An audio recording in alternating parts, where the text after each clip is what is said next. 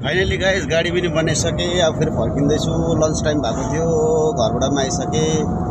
यता कुलदीप साथीकोबाट बनाइसकेँ, सबै लेखिसकेँ है। फ्रेम लगाएँ, सब कुछ लगाएँ। अब प्लिज सब्सक्राइब। यो चाहिँ 19 माइलको हो, 1300 पर्दादेखिको यहाँनिर छ। सबैजना भिजिट गर्न सक्नुहुन्छ। कति कति किलोमिटर छ भनेर यो सबै देखाइसकेको छ है। अब एउटा भिक्टा लागेछ अगाडि। म अब ड्युटी गएको जाँदैछु गाइस, ड्युटी चाहिँ जाँदैछु।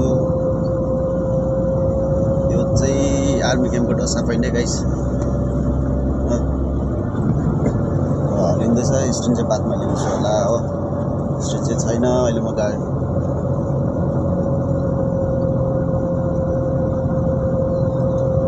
ल गाइस जाँदैछु। आर्मी क्याम्पमा पुग्यो। सो लेट त भयो ड्युटी, बट ड्युटी त गर्नै पर्छ। ड्युटी गर्नुको लागि त जाँदैछु है।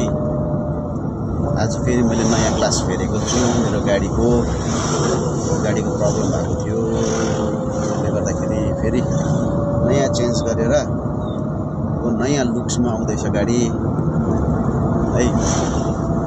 सो